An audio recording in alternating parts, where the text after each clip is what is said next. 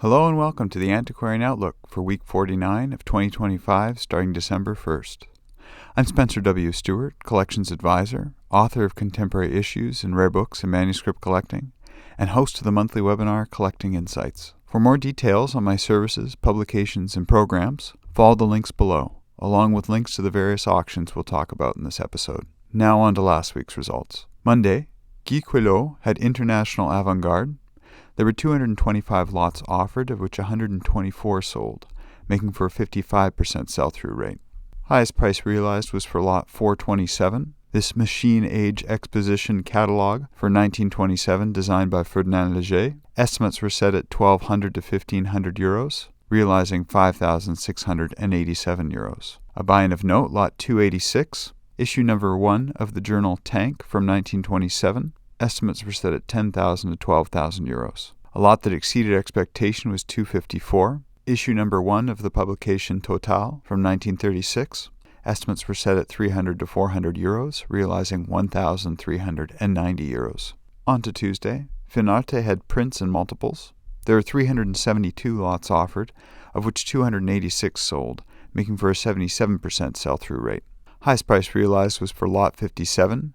Banksy's Bomb Middle England from 2003, a screen print. Estimates were set at 9,000 to 12,000 euros, realizing just above 10,000 euros. A buy-in of note, lot 204. This etching by Giquello from 1955. Estimates were set at 3,000 to 5,000 euros.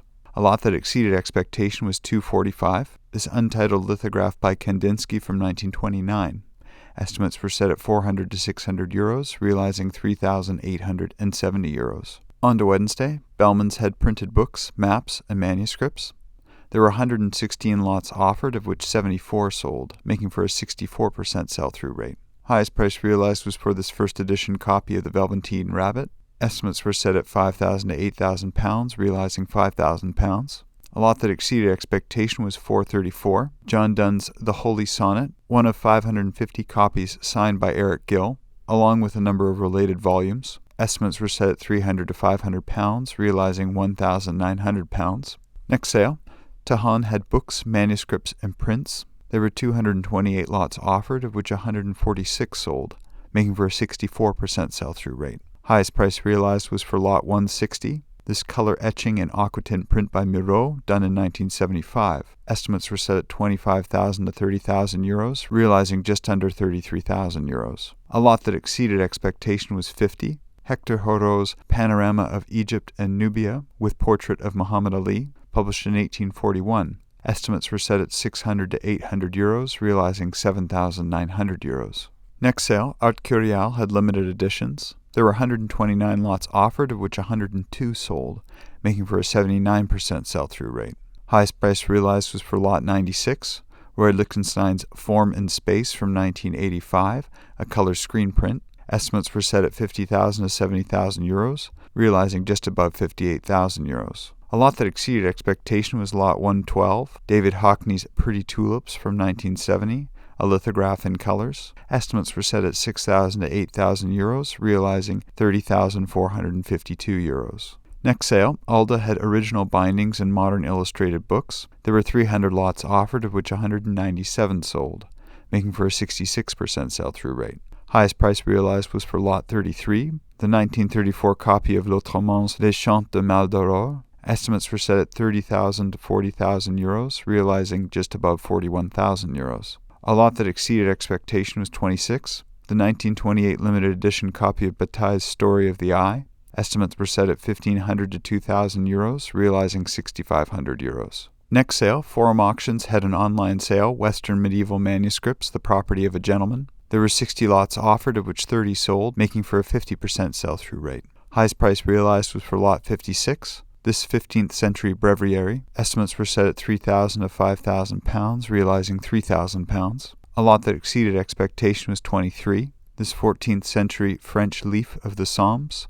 Estimates were set at 800 to 1,200 pounds, realizing 2,200 pounds. Next sale, Potter & Potter Auctions had contemporary, fine, folk, and outsider art. There were 187 lots offered, of which 144 sold, making for a 77% sell-through rate. Highest price realized was lot 126. This lithograph by Louis Bourgeois, done in 1998. Estimates were set at $6,000 to $8,000 US, realizing $7,800 US. A lot that exceeded expectation was 156. Herbert Bayer's Birthday Party from 1970, a color screen print.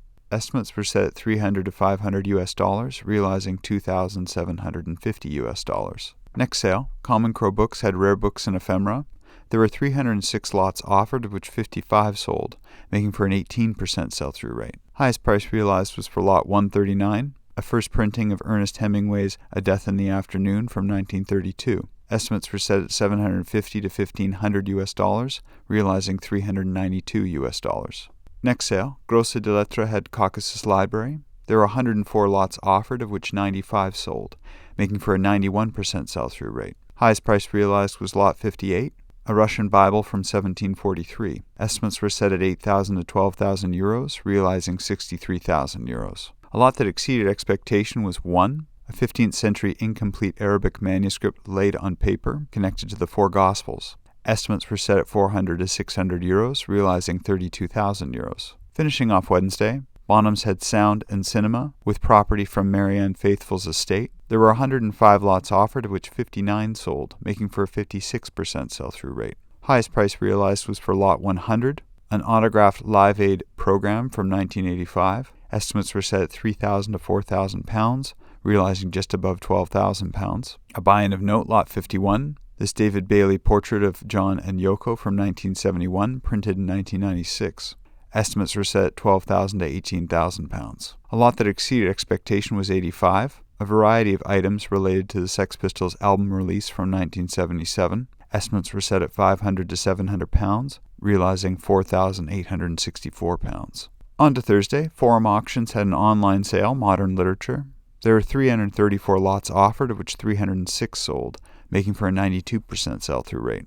Highest price realized was for lot 228, a first edition First State of Milne's When We Were Very Young from 1924. Estimates were set at £3,000 to £4,000, realizing £3,400. A buy-in of note, lot 29, this pen and ink cartoon, Morsi and the Russian Sailor. Estimates were set at £3,000 to £5,000. Next sale, DeBeck & Associates had Antiquarian and Modern Books. There were 277 lots offered, of which 211 sold, making for a 76% sell-through rate. Highest price realized was for lot 3, a 1517 edition of Moore's Utopia. Estimates were set at 15,000 to 20,000 euros, realizing 27,000 euros. A buy-in of note, lot 255, Ronsard's Quelques Sonnets from 1955, bound by Legrain. Estimates were set at 2,000 to 3,000 euros. A lot that exceeded expectation was 1, a manuscript breviary from either the late 14th or early 15th century, suspected to be around Flanders. Estimates were set at 800 to 1,000 euros, realizing 3,200 euros. Next sale, Freeman's had Sports Session 1 trading cards. There were 382 lots offered, of which 365 sold, making for a 95.5% sell-through rate. Highest price realized was for lot 11, a 1925 Lou Gehrig rookie baseball card. Estimates were set at 15,000 to 25,000 US, realizing 18,450 US. A buy-in of note, lot 261, a 2021 Shohei Ohtani card. Estimates were set at 5,000 to 7,000 US. Next sale, PBA Galleries had Fine Literature. There were 471 lots offered, of which 318 sold, making for a 67.5% sell-through rate. Highest price realized was for lot 280, Lewis's The Chronicles of Narnia, in 7 volumes from 1950 through to 1956, all in first edition. Estimates were set at 20,000 to 30,000 US, realizing 37,500 US. A buy-in of note, lot 404, this original sketch of Neil Cassidy by Carolyn Cassidy, done in around 1952. Estimates were set at 4,000 to 6,000 US. A lot that exceeded expectation was 270, Frank Herbert's Dune from 1965. Estimates were set at 3,000 to 5,000 US, realizing 15,000 US. Next sale, Chiswick Auctions had Travel, Transport, and Exploration. There were 256 lots offered, of which 162 sold, making for a 63% sell-through rate. Highest price realized was for lot 7, Ackerman's The Microcosm of London, in 3 volumes. Estimates were set at £3,000 to £4,000, realizing £3,780. A buy-in of note, lot 35, Stowe's A Survey of Cities of London, the 6th edition, published in 1754 and 55. Estimates were set at £1,800 to £2,200. Next sale, Swan Galleries had illustration art. There were 336 lots offered, of which 227 sold, making for a 75.5% sell-through rate. Highest price realized was for lot 187, Steinlen's The Terrible Disaster in the Latin Quarter from 1884. Estimates were set at $1,200 to $1,800 realizing just above $35,500 A buy-in of note, lot 10, an original Denslow illustration for Baum's The Wonderful Wizard of Oz. Estimates were set at $60,000 to $80,000 A lot that exceeded expectation was 281. Bernard Fuchs' 20 Westerns by America's Contemporaries from 1977, an oil on canvas that was used for poster illustration. Estimates were set at $3,000 to $4,000 realizing $17,780 For a hyperlinked list of next week's auctions we have an eye on, please get in touch with us directly. As always, the Antiquarian Outlook is totally independent. Its producers do not hold inventory, nor do they represent any consignments or acquisitions mentioned. In the news, registration remains open for the January sessions of collecting insights at the emerging, expanding, and legacy levels. As always, registrants will receive a complimentary copy of contemporary issues in rare books and manuscript collecting. Please get in touch if you have any questions about the content and which sessions may suit you best. We look forward to hearing from you and receiving your registration. Well, that's been the week from here. What do you think of last week's results? Be sure to put some comments below and we'll keep the conversation going. As always, if you want to stay up to date, be sure to like this video, subscribe to the YouTube channel, turn on your notifications, and let others know about this program. Thanks again for tuning in. All for now, and we'll see you next week.